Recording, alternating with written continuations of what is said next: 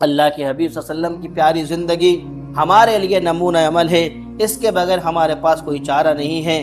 ہمارے پاس دین نہیں ہوگا، ہم ایک چلتی پھرتی لاش ہیں، اس کے علاوہ ہمارے پاس کچھ بھی نہیں ہے۔ اگر ہمارے پاس دین نہیں ہوگا، اللہ ہم سے راضی نہیں ہوگا۔ جبکہ آپ قرآن میں دیکھیں، اللہ تبارک و تعالیٰ نے ارشاد فرمایا وَرِضْوَانٌ مِّنَ اللَّهِ اکبر، اے لوگو اللہ کی رضامندی بڑی چیز ہے۔ اگر ہم نے اللہ کو راضی کر لیا، دنیا ہم سے ناراض ہو جائے تب بھی ہم کامیاب ہیں۔ اگر ہم نے دنیا میں رہ کر اللہ کو ناراض کر لیا، دنیا والے ہم سے راضی ہو گئے تب بھی ہم ناکام ہیں اور نامراد ہیں۔ اسی لیے ہمارا مقصد، ہمارا منتہا، ہمارا ٹارگیٹ، ہمارا مشن یہ ہونا چاہیے کہ اللہ تبارک و تعالی ہم سے راضی رہے۔ کوئی ایسا کام زندگی میں سرزد نہ ہو، کوئی ایسا عمل نہ کریں جس سے اللہ تعالیٰ ناراض ہو۔ اگر اللہ تبارک و تعالیٰ ناراض ہو گیا تو یقیناً مسلمان، ایمان والے، ایمان کا دم بھرنے والے سارے کے سارے لوگ خسارے میں ہیں۔ اور اگر اللہ تبارک و تعالیٰ راضی ہو گیا تو یقیناً اللہ تبارک و تعالیٰ کے حبیب صلی اللہ علیہ وسلم نے ارشاد فرمایا کہ میدان محشر کے اندر ایک شخص کو لایا جائے گا، اس کے پاس نیکیاں نہیں ہوں گی، اس کے پاس گناہ ہوں گے، اس کے دفتر، اس کے رجسٹر، اس کے نامہ اعمال کے اندر گناہ ہی گناہ ہے، اس کے پاس کچھ بھی نہیں ہے۔ لیکن جب اس کا نامہ اعمال تولا جائے گا، نیکیوں کا پلڑا ہلکا ہو جائے گا، گناہوں کا پلڑا بدی کا بھاری ہو جائے گا، وہ شخص یہ سمجھے گا کہ اب مجھے دوزخ میں جانے کا فرمان جاری ہوگا۔ یقیناً یہی فرمان جاری ہونا چاہیے تھا، لیکن اللہ کے حبیب صلی اللہ علیہ وسلم نے ارشاد فرمایا اس کی نیکیوں کے ترازو پر ایک کاغذ کا ٹکڑا رکھ دیا جائے گا جس میں کلمہ لا الہ الا اللہ محمد رسول اللہ لکھا ہوا ہوگا۔ اس کلمے کی برکت سے، اس کلمے کی عظمت اور ہیبت سے وہ نیکی والا پلڑا جھک جائے گا اور گناہوں والا پلڑا ہوا میں اڑ جائے گا۔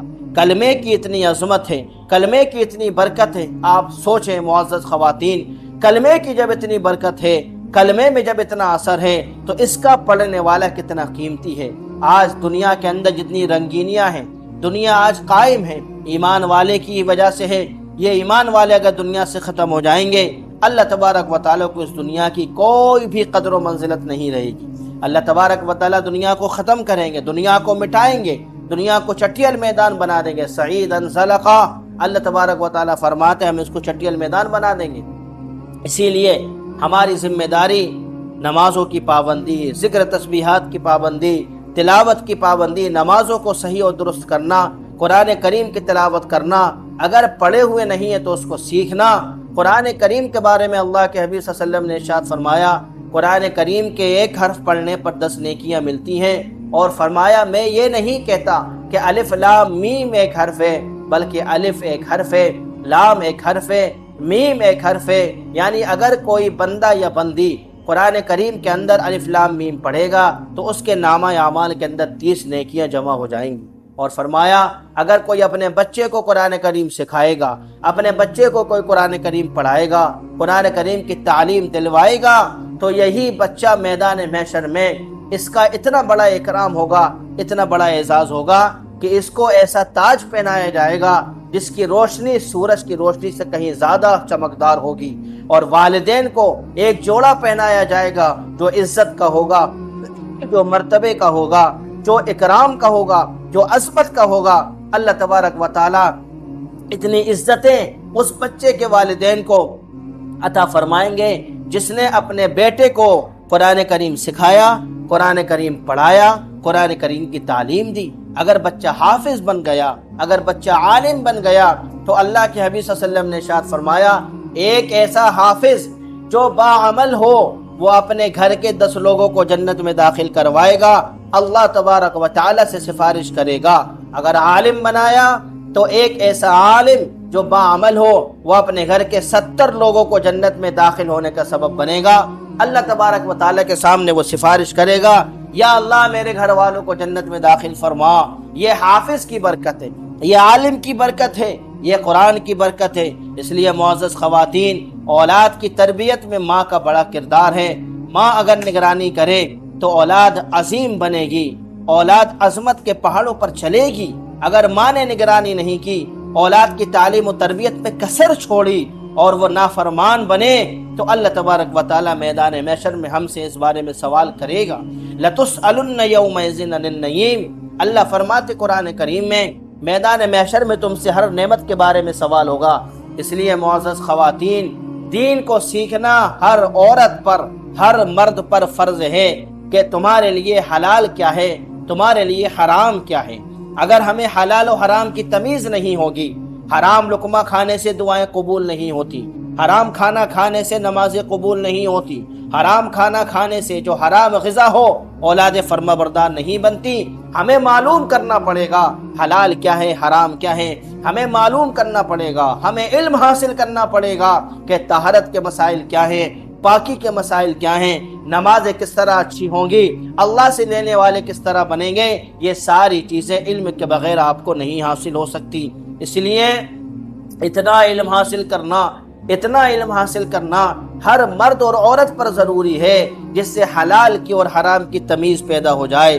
ہر بندہ اور بندی یہ سمجھ لے کہ حلال کیا ہے، حرام کیا ہے، حلال کو وہ استعمال کرنا سیکھے، حرام سے اجتناب کرنا سیکھے۔ اس کا نام دین ہے، اور یہی چیز اللہ کے حبیب صلی اللہ علیہ وسلم دنیا میں لے کر تشریف لائے۔ اللہ تبارک و تعالی نے جو زندگی ہمیں عطا کی ہے، اس زندگی کو اللہ تعالیٰ خوشنما بنانا چاہتے ہیں کہ تمہارے اندر صبر پیدا ہو، قناعت پیدا ہو، دل کا اطمینان پیدا ہو۔ یہ چیزیں پیدا ہوں گی اللہ تعالیٰ کی اطاعت سے، اللہ تعالیٰ جس حال میں رکھے اس حال میں راضی رہنے سے۔ اللہ کے حبیب صلی اللہ علیہ وسلم ارشاد فرماتے ہیں، سید عائشہ رضی اللہ تعالیٰ عنہ کی روایت ہے، فرماتی ہیں ہمارے گھر میں کھانے کو دو تین مہینے کچھ نہیں ہوتا تھا، ہمارا گزر کھجور پر ہوتا یا سرکے پر ہوتا تھا۔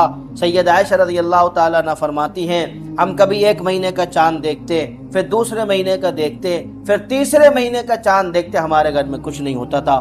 اللہ کے حبیب صلی اللہ علیہ وسلم کی زندگی ہوتے ہوئے ہمارے لیے کسی اور شخص کی زندگی مقتدا نہیں بن سکتی، ہم کسی کو اپنا پیشوا نہیں بنا سکتے، ہمارے لیے کوئی آئیڈیل نہیں ہے سوائے اللہ کے حبیب صلی اللہ علیہ وسلم کے۔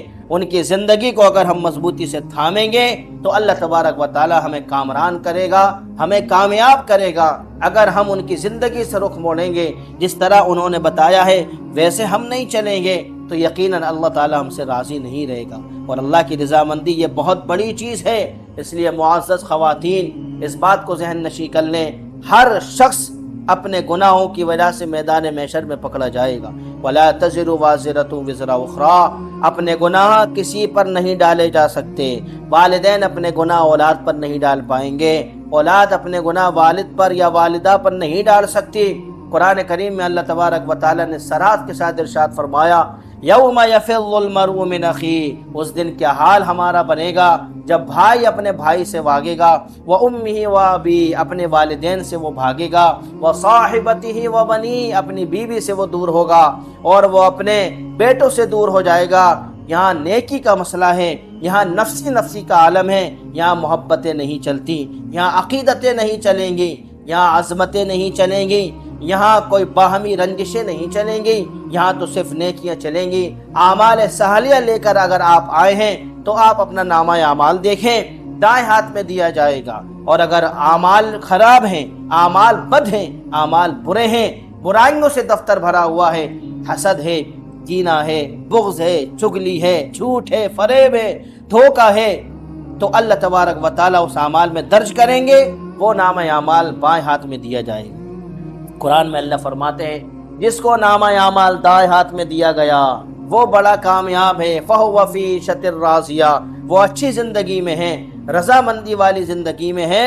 اور جس کو نامہ اعمال بائیں ہاتھ میں دیا گیا، فَيَقُولُ يَا لَيْتَنِي، وہ کہے گا کاش اللہ تبارک و تعالی مجھے نامہ اعمال دیتا ہی نہیں، اور ایک کاش میں مر کر مٹی ہو گیا ہوتا، میری سلطنت بھی میرے کام نہیں آئی، میری مالداری بھی آج میرے کام نہیں آئی، میں نے بڑی محنتوں سے مال و زر کمایا تھا، نہ حرام کی تمیز کی تھی نہ حلال کی، آج اللہ تعالیٰ نے اس کو پانی کر دیا ہے۔